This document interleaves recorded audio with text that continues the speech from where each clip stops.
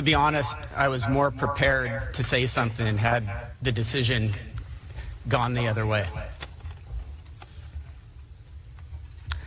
I'm appalled to be standing here once again expressing my disagreement with the decision of a public safety committee that refuses, absolutely refuses to do something, anything about the fentanyl epidemic ripping our communities apart.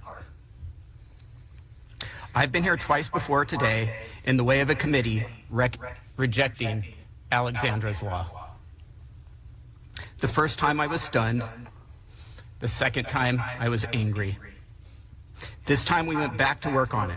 We found great senators in Tom Umberg and Rosalicia Choa-Bogue to author the bill. We got an astounding 41 co-authors, and over half the Senate endorsed this measure. We made concessions on the bill, we bent, we adjusted, we presented an SB 44 that should have cleared all the hurdles and concerns this committee could have had with it. We made this trip up here again, along with my peers and bill supporters, and gave impassioned speeches begging the committee to pass Alexadra's law through for a vote from our legislators.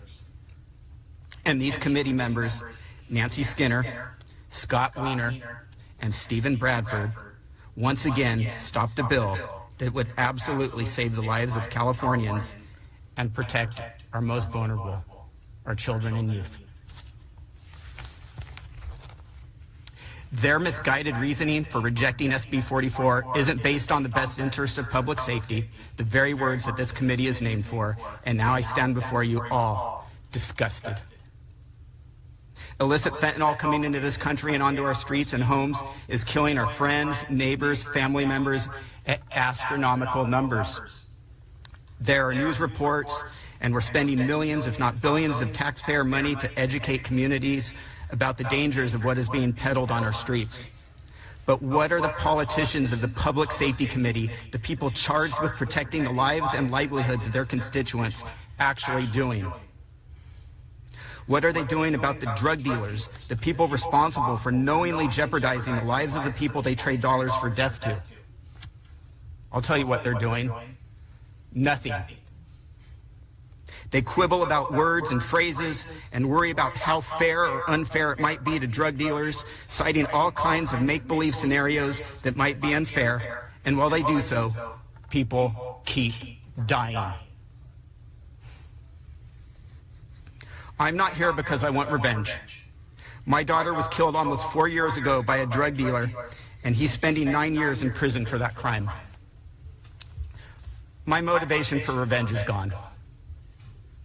What I want, what all of us up here want, is to do something to protect people like me, our families, our friends, from enduring the never-ending pain associated with having a family member killed by a drug dealer selling poison.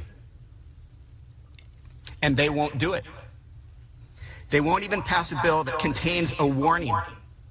A frickin' warning to convicted drug dealers that if they continue to knowingly sell fentanyl and it results in someone's death, they will be held accountable. The drug dealers are given a chance to change direction to avoid serious accountability. They're given an opportunity to save themselves from a life behind bars. And if they don't take that opportunity, they pay a price. Opportunity is what members of the committee had today, and they didn't take it. Their actions today say it's okay for drug dealers to sell poison pills that cause death with no repercussions. This is a disgusting display of a legislative committee holding hostage 40 million people and their safety and security, all in the name of political and ideological gameplay. Thank you for the support of all the people here with me today, most notably my peers, most of them who have lost a child from fentanyl poisoning. Not an overdose, fentanyl poisoning. This fight doesn't end here, it can't end here, and it won't end here. Regardless of this disappointment, we made significant gains. We will find a way to save Californians despite the best efforts of this so-called Public Safety Committee.